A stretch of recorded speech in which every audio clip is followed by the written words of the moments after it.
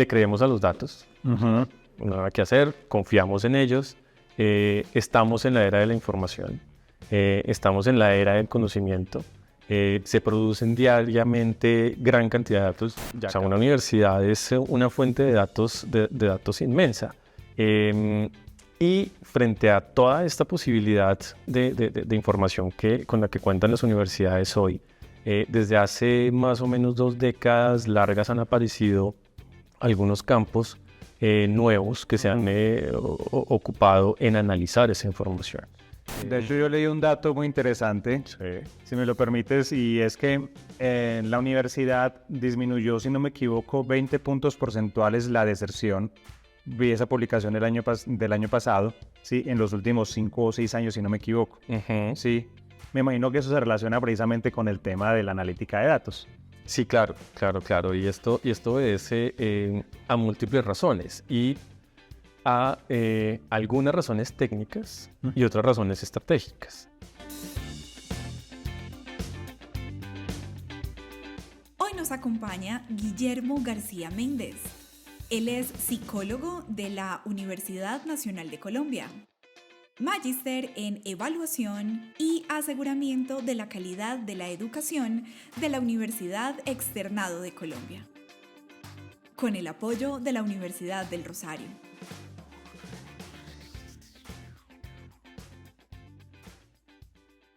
Guillermo, gracias por estar acá, por esta invitación.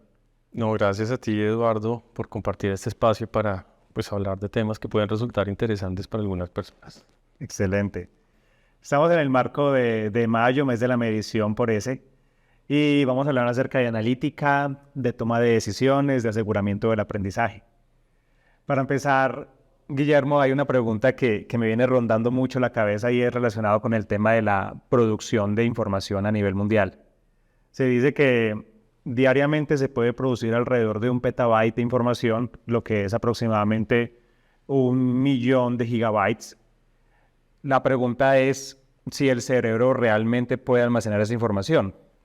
Algunos especialistas coinciden en que efectivamente un cerebro puede almacenar esa información en una vida sana, pero lastimosamente, pues, es la información que se produce en un día versus lo que el cerebro puede en toda su vida grabarse. ¿Qué piensas de esa amarga ironía de la producción de la información? Bueno, pues para arrancar, el dato es impresionante. La cantidad de información, que puede registrar el cerebro en la vida humana, pero también impresionante lo que estamos produciendo como humanidad diariamente. Si vemos o si hacemos una comparación de lo que se producía en un mes hace 100 años contra lo que se produjo ayer, pues no hay cómo compararlo. Pero esto está relacionado más con el almacenamiento, pero aquí también debemos preguntarnos, bueno, de toda esa información realmente, ¿qué es lo que estamos usando? ¿Sí? De la información que tenemos almacenada en nuestro cerebro a este momento, realmente ¿qué utilizamos diariamente? ¿Qué utilizamos cotidianamente? Seguramente con la información que se almacena también y se produce diariamente en la humanidad, pues va a haber muchísima que está allí almacenada, que va a ser utilizada muy pocas veces, otra que va a ser recurrentemente utilizada y otra pues que definitivamente ya queda allí en las anécdotas guardada, pero pues, en el anaquel, como muchas veces nos pasa pues con las cosas que tenemos. Irónico desde cierto punto de vista, pero también desde un punto de vista pragmático, pues realmente acudimos a lo que necesitamos de forma inmediata. Claro. Y ahí tenemos un reto porque precisamente se habla del dataísmo como la religión de los datos ahora mismo. Es un término acuñado hace muy poco y autores como Harari y como Brooks hablan muy fuertemente de él. La pregunta es ese dataísmo como religión de los datos, como Big Data, ¿cómo afecta a la universidad? Bueno, pues el concepto es interesante, el dataísmo, la religión de los datos.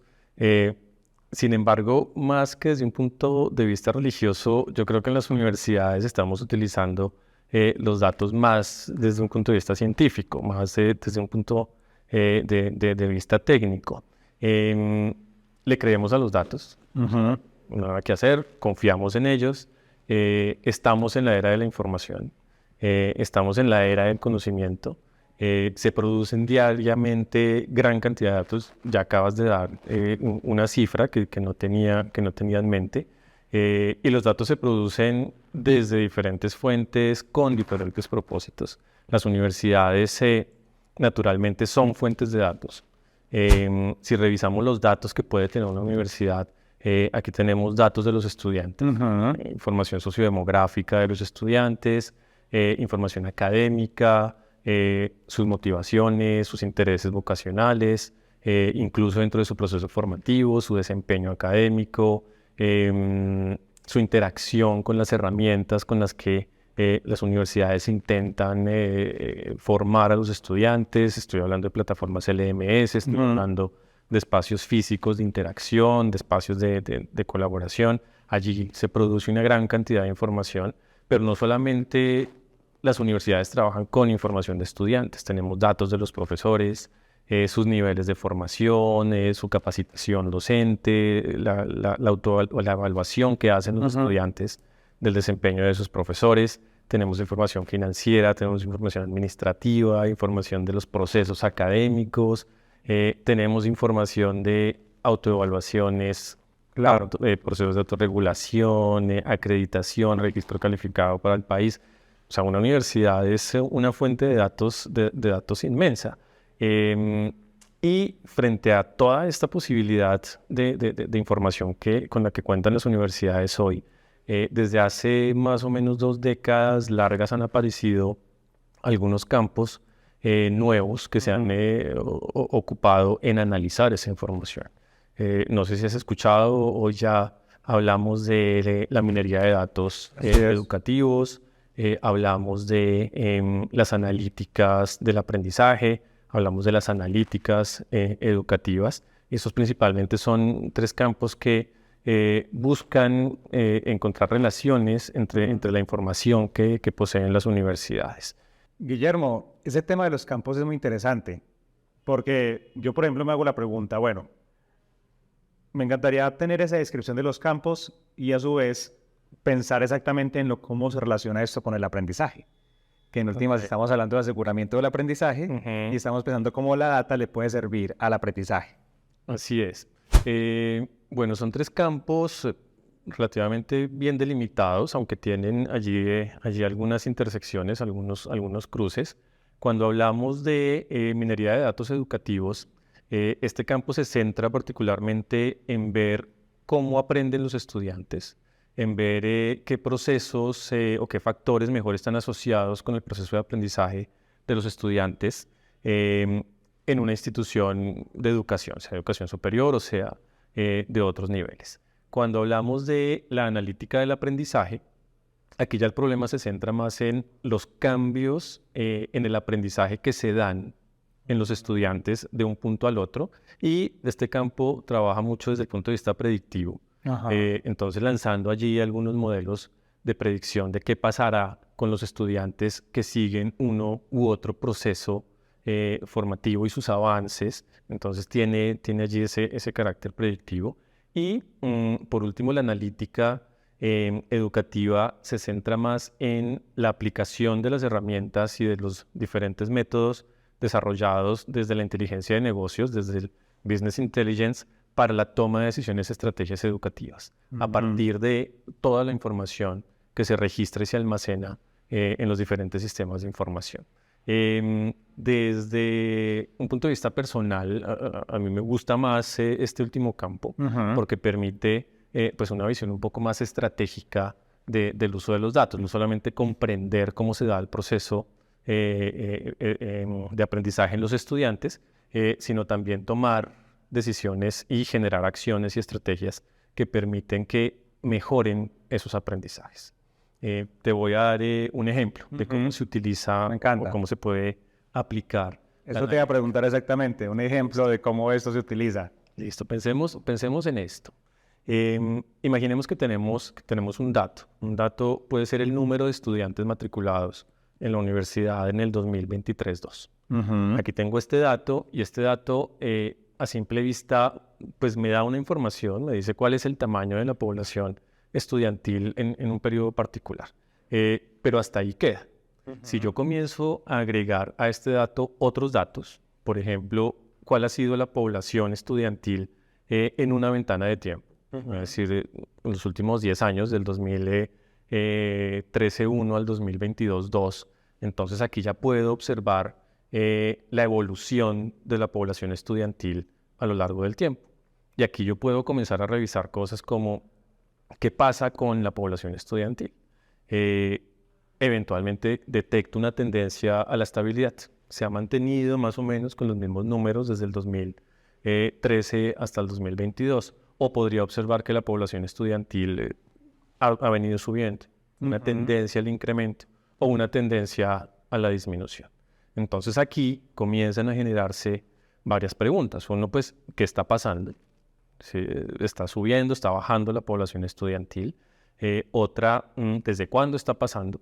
Podríamos encontrar que del 2013 al 2015 había un incremento, pero comenzó a disminuir la población estudiantil.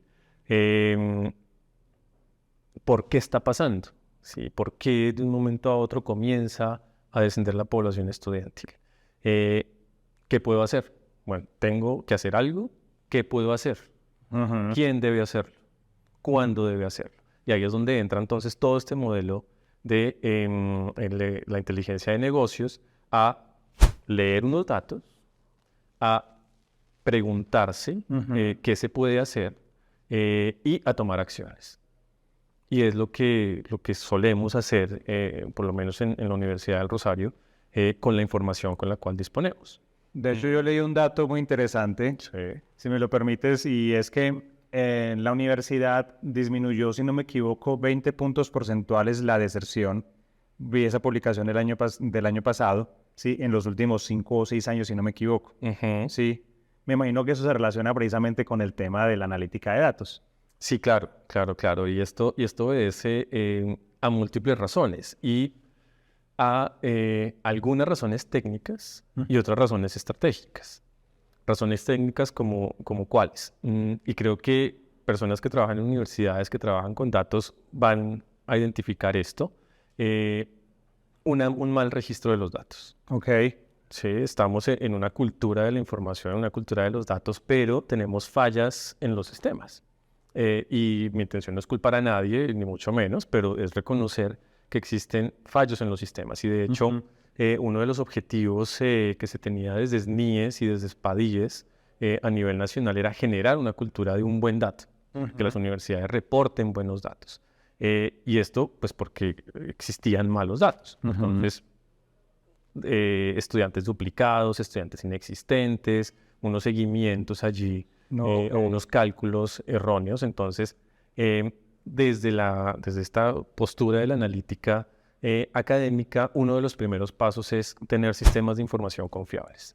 Y eso implica entrar a revisar qué es lo que sucede con los datos, a identificar posibles fallos y a corregirlos. O sea que podríamos pensar que algunos de los datos de las universidades cuando hablamos de deserción se dan porque efectivamente no hay unos buenos datos, no hay una buena recolección de datos. Con seguridad. O sea que posiblemente esos datos que hemos conocido de una deserción del 46%, según unas estadísticas que hemos visto en los últimos años, podrían no ser tan reales. Así es.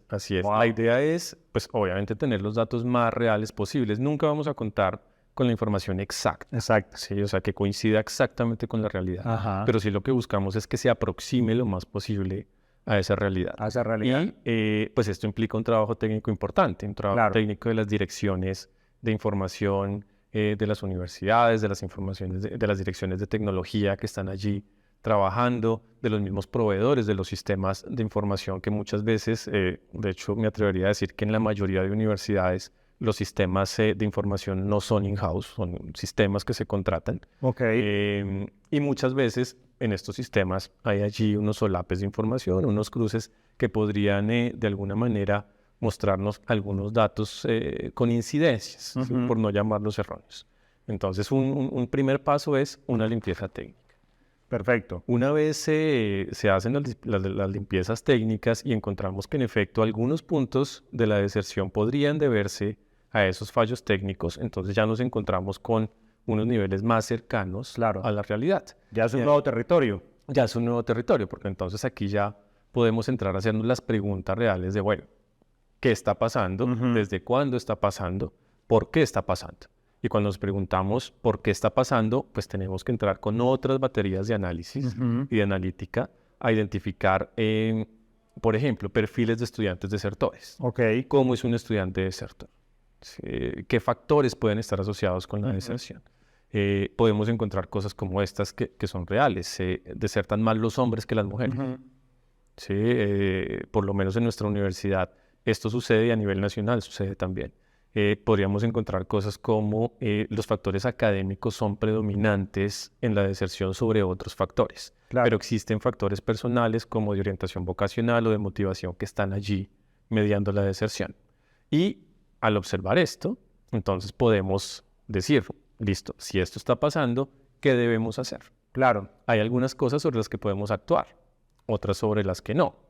¿Sobre qué podemos actuar? Podemos encontrar cosas como estas. Estudiantes que ingresan a su primer semestre con unos resultados a ver 11 particulares. Entonces, estudiantes que, por ejemplo, en lectura crítica obtienen un percentil por debajo de la media nacional, ¿sí? Un percentil inferior a 50.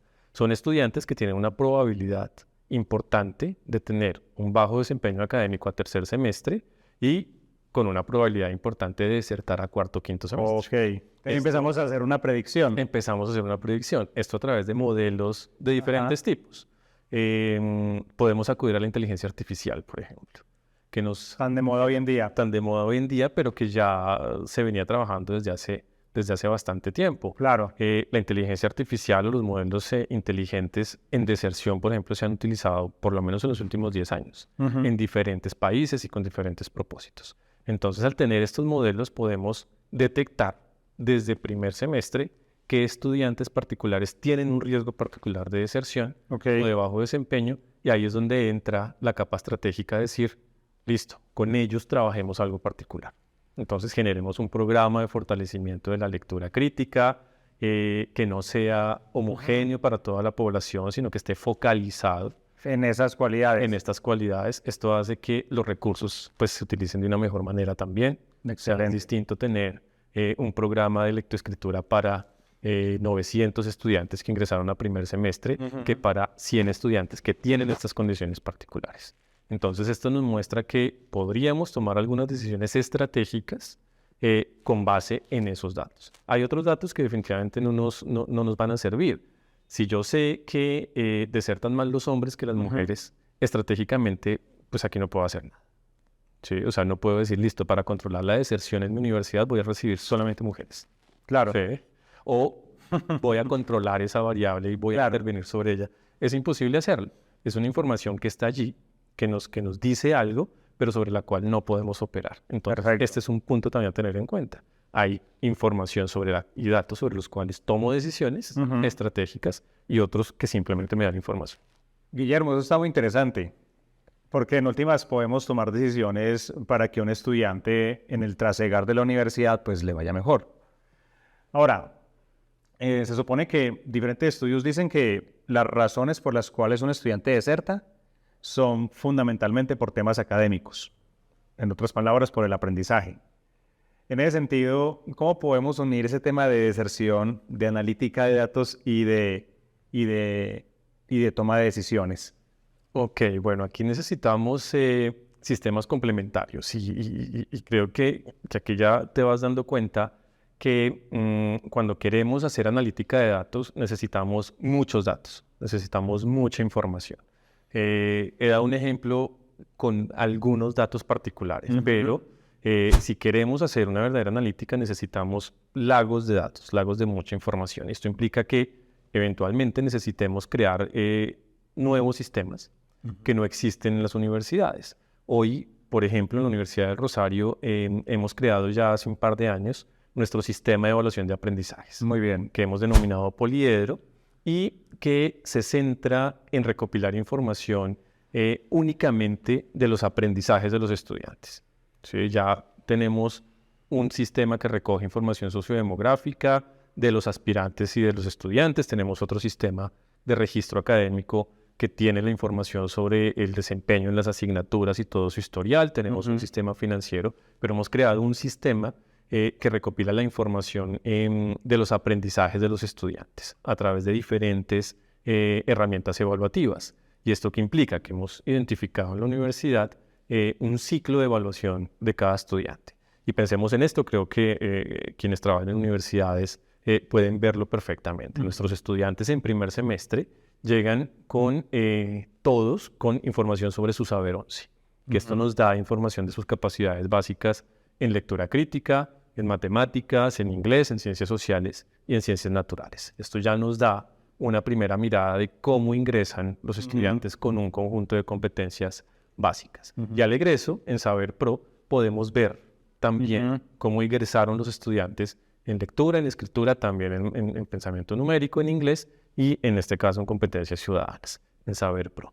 Pero durante todo el transcurso de la vida académica del estudiante, pues se ve sometido a múltiples evaluaciones. Internamente hemos desarrollado un conjunto de pruebas diagnósticas que también aplicamos en primer semestre, que mide algunas habilidades propias para cursar cualquier programa dentro de la universidad. Muy bien. Por ejemplo, los estudiantes que ingresan a programas como economía, ciencias naturales, matemáticas y ciencias de la computación, ellos requieren de unos niveles particulares, ya no de pensamiento numérico, sino de conocimientos en precálculo.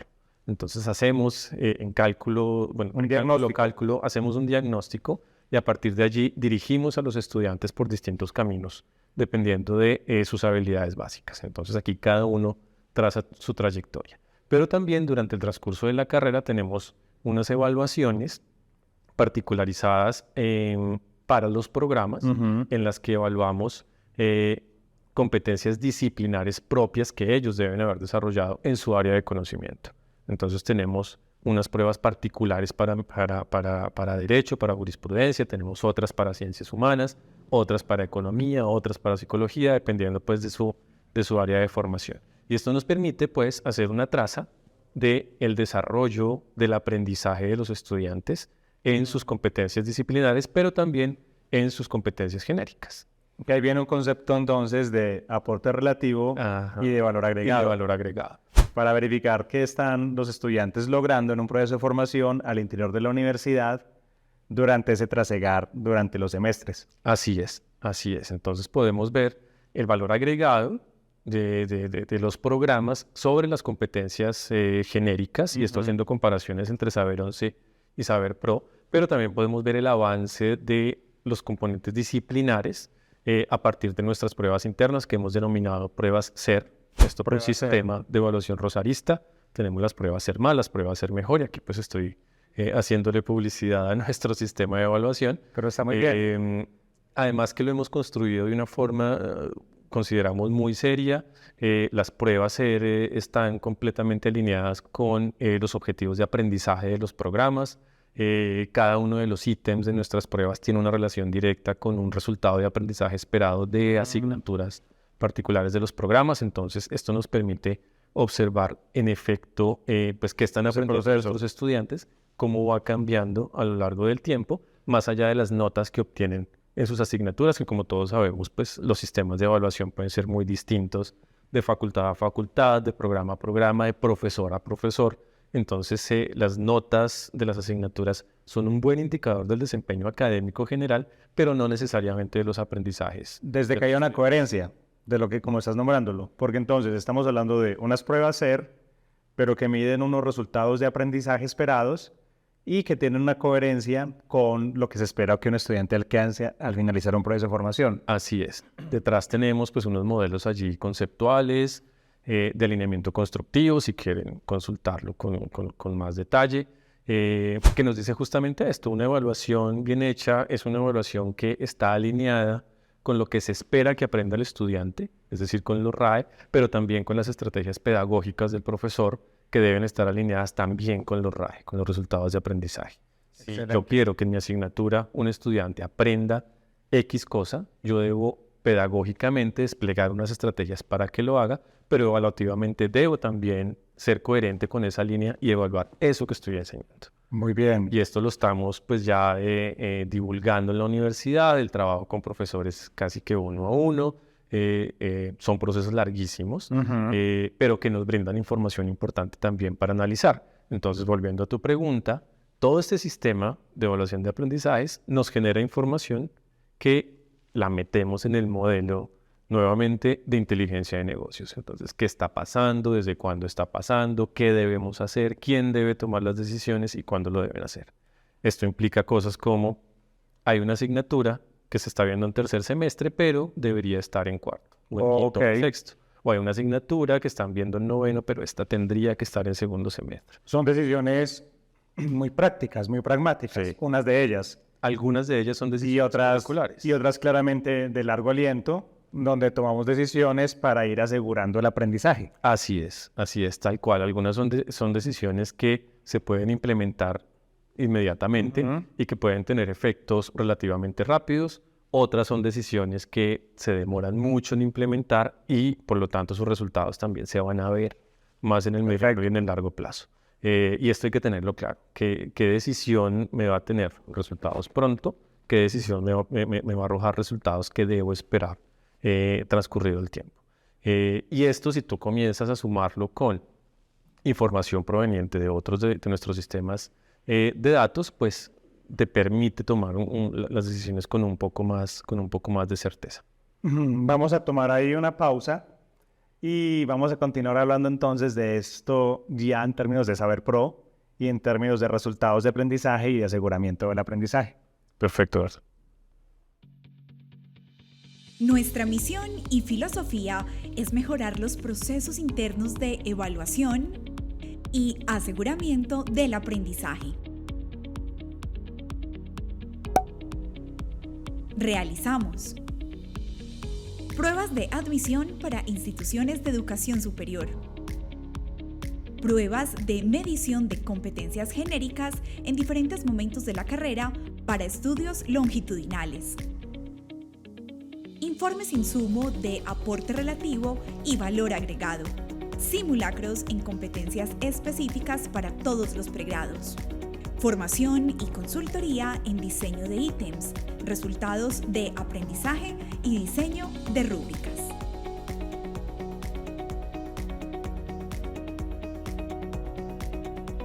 Muy bien, entonces vamos a retomar algo importante y es tema de Saber Pro, resultados de aprendizaje, aseguramiento del aprendizaje. Guillermo, en estos días hemos visto unas muy buenas noticias de los resultados obtenidos en la Universidad del Rosario en las pruebas Saber Pro. Nos parece supremamente interesante que nos compartas un poco esa experiencia de cómo han sido esos resultados y esa experiencia en este año. Sí, en efecto, nuestros resultados del 2022 pues fueron muy buenos resultados. Nos seguimos encontrando encima del promedio nacional y si bien desde el 2016 estamos por encima del promedio nacional, pues mejoramos en 2022 con respecto al 2021 prácticamente en todos nuestros programas académicos. Y allí pues encontramos que la implementación de unas acciones particulares también a partir del análisis de ese histórico, pues nos llevaron a obtener estos resultados superiores a los que habíamos tenido en el 2021. Esto en términos pues comparativos con el promedio nacional y con otras IES también. Pero esto es fruto de esa toma de decisiones a partir de información. Nosotros hicimos unos análisis profundos, exhaustivos, revisando particularmente con los datos que ya teníamos disponibles del 2016 al 2021, al 2020, cuáles eran los puntos particulares en los que nuestros estudiantes pues, podrían mostrar allí algunas debilidades, cuáles eran obviamente los puntos de fortaleza en cada una de las competencias, y pues decidimos aquí acudir a los expertos que han venido trabajando en el tema. Estuvimos trabajando con esto desde el punto de vista de estrategias particulares para los estudiantes que iban a presentar la prueba. Y pues bueno, aquí obtuvimos resultados casi que inmediatos. Hace un momento hablaba que algunas de las acciones que se toman se demoran mucho en mostrar resultados, otras tienen resultados más inmediatos. Este es un ejemplo de estas decisiones que tienen resultados pronto. Adicionalmente, pues hemos desplegado otro tipo de estrategias dentro de la universidad para fortalecer estas competencias básicas desde los estudiantes que ingresan en primer semestre. Tenemos ya funcionando desde hace algunos años nuestro Centro de Lectura y Escritura en Español, el CLE, que se concentra pues en desarrollar las habilidades lectoescritoras de nuestros estudiantes. Tenemos desde el Departamento de Matemáticas de la Escuela de Ingeniería, Ciencia y Tecnología de la Universidad nuestras salas NASH y nuestras salas NUT y nuestras salas Gamma y EPA desde Economía, que brindan asesorías a los estudiantes en temas de matemáticas, en temas particulares. Nuestra área de inglés, pues hemos allí trabajado también en la creación de niveles de inglés que ofrecemos como cursos selectivos a los estudiantes y que pueden tomar dentro de su carga académica, pero todas esas acciones son las que tienen efectos a largo plazo. Y son las que tenemos que esperar el transcurso de los años para que suceda. Entonces, todo esto es fruto de decisiones. Hemos tomado también otras decisiones más de tipo administrativo, como incluir algunos resultados de Saber Pro dentro de los requisitos que deben cumplir los estudiantes. Y también pues esperamos que este año pues todas estas decisiones sigan teniendo los efectos que esperamos. Ahora, esto no pensando necesariamente en la obtención de unos resultados particulares en Saber Pro, sino que Saber Pro sea el reflejo de lo que hemos venido implementando. Del aseguramiento del aprendizaje. Del aseguramiento del aprendizaje, es decir, el Saber Pro como una herramienta, no como un fin. No como un fin medio, sino como un fin. Excelente. Eso nos deja un panorama muy claro, creo yo, porque entonces hemos hablado de analítica de datos, donde sabemos entonces, digamos, resumiendo un poco, que debemos tener una gran cantidad de datos para tomar unas buenas decisiones. Datos de, digamos, decisiones de corto plazo, de mediano plazo y de largo plazo. Y adicional a ello, se ve reflejado en el aseguramiento del aprendizaje. Guillermo, digamos que es muy común escuchar esto con las universidades con las que trabajamos, tanto regionalmente como nacionalmente, y tú lo decías en la entrevista de la revista Dinero, y es, normalmente las universidades en Bogotá se quedan con los mejores resultados, ¿sí? Porque claro, a Bogotá viajan los estudiantes que efectivamente pueden tener buenos resultados, las mejores universidades, digamos, entre comillas, los captan, pero ¿qué le podemos decir en términos de analítica de datos a una universidad regional, ¿sí?, que está teniendo unas particularidades con los estudiantes y que quiere efectivamente lograr un aseguramiento del aprendizaje? Como digamos a modo de para dummies, ¿qué le diríamos a una universidad? O te lo voy a poner un poco más compleja todavía. Si fuera a trabajar en una universidad donde vas a empezar a hacer un rastreo de datos, como para que alguien tome el ejemplo, ¿qué harías en esa universidad regional? Bueno, aquí una recomendación inicial es hacer análisis contextuados. Sí, nosotros en algunas universidades pues hacemos comparaciones ni siquiera contra los promedios nacionales, sino con universidades de la vecindad. De la vecindad, claro. Y la vecindad puede ser una vecindad geográfica, pero también una vecindad académica. O sea, sabemos que algunos de nuestros programas son pares de otros programas de otras IES de otras ciudades. Entonces, no solamente una vecindad geográfica, sino contra quién quiero yo hacer las comparaciones.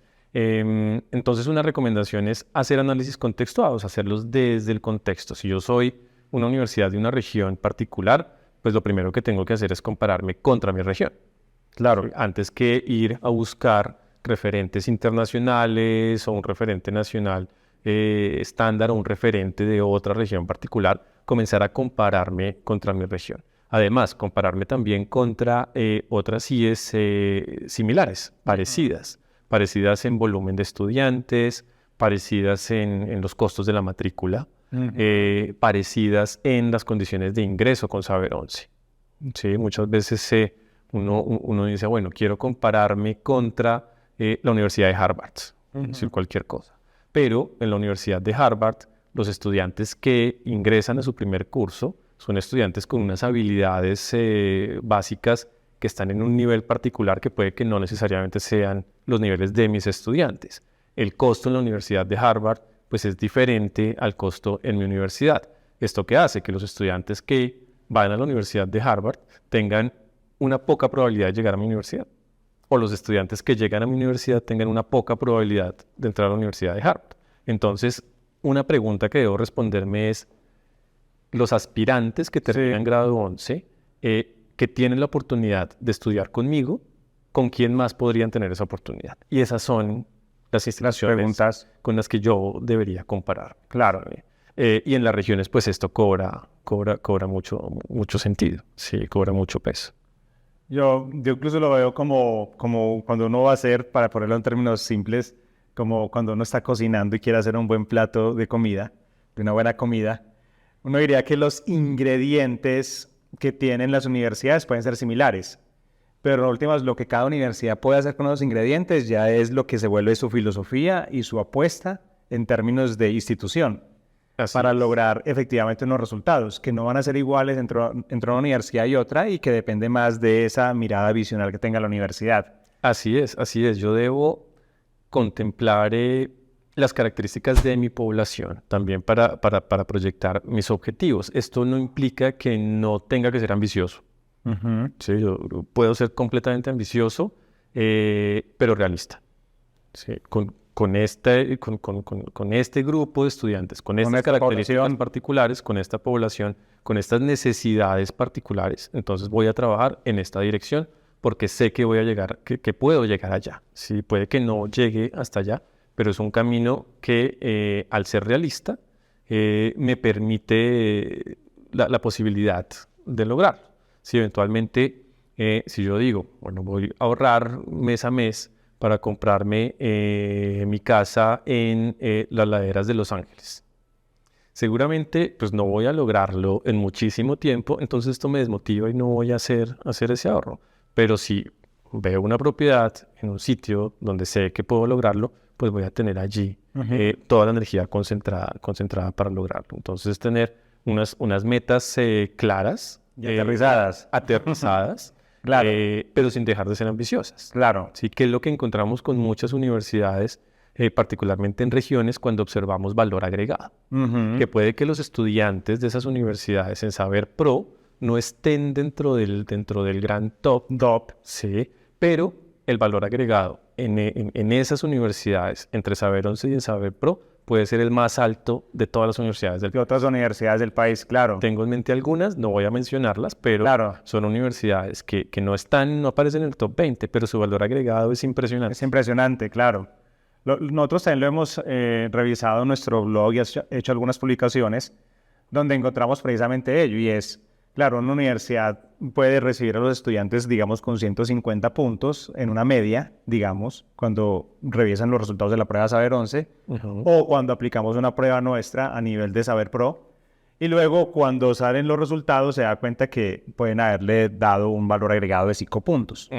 155 puntos en teoría no es un gran puntaje para estar dentro de esas 20 mejores del top nacional, pero estamos hablando de que le dieron 20 puntos de valor agregado. Entonces, en pocas palabras, una de las recomendaciones sería compárese con lo que realmente usted está logrando en términos de universidad. Así es. Sí. Y luego ya vamos a empezar a mirar las laderas de Los Ángeles para empezar a decir, bueno, vamos a llegar luego hasta ese top, pero por ahora vamos por partes. Claro, vamos por partes, porque si logro esta meta que me planteé, ya sé que la logré y puedo plantearme una más exigente. Y así voy incrementando. Y esto es lo que podemos ver en muchas universidades. En muchas universidades. Ahora, caso contrario, universidades que pueden ser universidades muy top, pero que tienen un valor agregado bajo.